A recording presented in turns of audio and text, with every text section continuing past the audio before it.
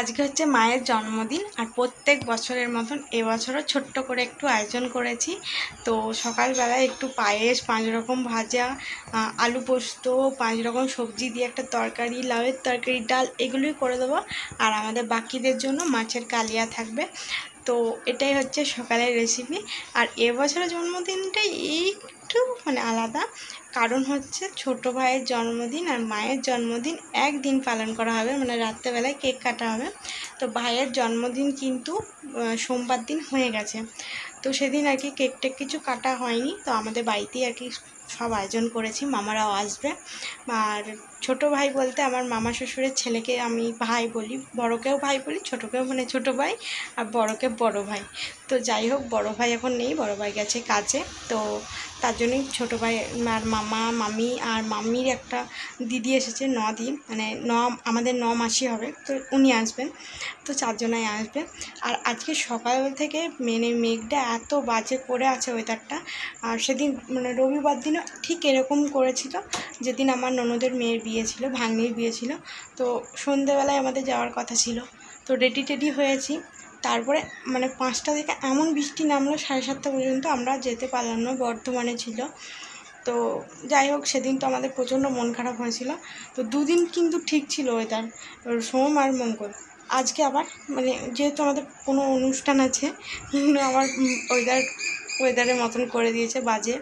তো জানি না রাত্রেবেলায় কী হবে। তো যাই হোক, রাতের কথা পরে ভাববো।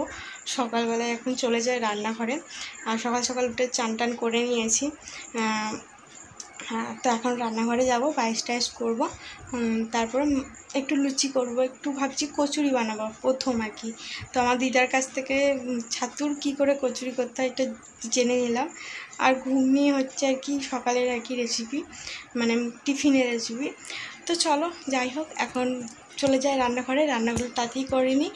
তারপর আবার সন্ধেবেলায় তো ভালোই লোকজন আসবে, তখন খুব মজা হবে। তো যাই হোক, তোমাদের এই ভিডিওটা আশা করি ভালো লাগবে। আর এই ভিডিওটার পরের দিনে আবার আসবে রাত্রেবেলা একটি কেক কাটার ভিডিও, আর কি হচ্ছে সেই সব ভিডিও। তো চলো, এখন চলে যাই রান্নাঘরে, রান্নাগুলো কমপ্লিট করে নিয়ে। অনেকটা বেলা হয়ে গেছে, প্রায় 9টা 9:30 বেজে গেছে। তো অনেকগুলো যেহেতু পদ তৈরি করতে হবে, আর মা গেছে স্কুলে। মা আসার আগেই আমি কি রান্নাবান্নাগুলো কমপ্লিট করতে চাই। মা কিচ্ছু জানে না। মাকে একটু সারপ্রাইজ দেবো, কারণ সবাই তো চাই বলো যে তাদের এই স্পেশাল দিনগুলোতে একটু, বিশেষ করে তাদের ছেলে মেয়েরা, তাদেরকে একটু আনন্দ দিক, সেই দিনটা তাদেরকে নিয়ে কাটাক। তো আমি আমার মতন করে বা আমার সামর্থ্য অনুযায়ী চেষ্টা করি যে তাদেরকে এই দিনগুলোতে, তাদের এই জন্মদিনের এই দিনগুলোতে, শুভ দিনগুলোতে একটু তাদেরকে আনন্দ দেওয়ার, একটু স্পেশালিটি ফিল করানো। তো যাই হোক, আমি আমার বাবা মা, ওখানকার বাবা মা, এখানকার মাকে চেষ্টা করি বা চেষ্টা করব তাদের জন্মদিনটুকু শুধু তাদের এমনি তো যাই হোক বাকি দিনগুলো, তাদের এই দিনটা যেন তাদের কষ্ট দুঃখ এগুলো যেন না আসে, তারা যেন আনন্দের সঙ্গে কাটায়।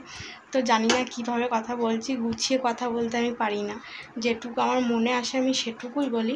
তবে হ্যাঁ, আমার তোমাদের দাদাভাইরা কিন্তু আমাকে এই জিনিসগুলো সাপোর্ট করে। আমি যে বলি যে এরকম করবো, তো সেগুলো ও করে দেয়। সব তো আর আমার পক্ষে সম্ভব নয় না। আমি তো কোনো রোজগার করি না যে আমি আমার টাকা দিয়ে এগুলো সব করব বা জিনিসগুলো নিয়ে আসবো, সেগুলো কিন্তু ও করে। যেমন টাকাও দেয়, তেমনি ও জিনিসগুলো যেগুলো বলি সেগুলো এনেও দেয় বা করে। শুধু তার মায়ের ক্ষেত্রে না, আমার মা বাবাকেও সে করে। তো যাই হোক, আর আমার তোমার বলে কিছু নেই। ওর মা বাবা আমার মা বাবা, আর আমার মা বাবা ওর মা বাবা। তো যাই হোক, আর জানি না কীরকম কী বলছি না বলছি। তো যাই হোক, অনেক বড় হয়ে গেছে ভিডিওটা। চলো এখন রান্নাবান্নাগুলো তাড়াতাড়ি করে নিই, নাহলে টাইম পেরিয়ে যাচ্ছে। তো চলো, পরে আবার তোমাদের সঙ্গে কথা বলবো। তো আমি চলে এলাম রান্নাঘরে, আর রান্নাঘরে এসেই কিন্তু আমি পায়েস বসিয়ে দিয়েছি প্রথমে, যেটা জন্মদিনের শুভ একটা জিনিস। তো এদিকে আমি কিন্তু সিমুয়ের পায়েস করছি, কারণ মেয়েদের কিন্তু চালের পায়েস করতে নেই, এটাই আমি ছোট থেকে শুনে এসেছি এবং দেখে এসেছি। আমার মা কিন্তু আমাকে সিমুয়ের পায়েসই করে দিত। তো এদিকে আমি মায়ের জন্য সিমুয়ের পায়েসই করছি। তো যাই হোক, চলো ওইদিকে দেখি, আমার ছেলে এখন দিচ্ছে মাকে গিফট। তো চলো দেখি।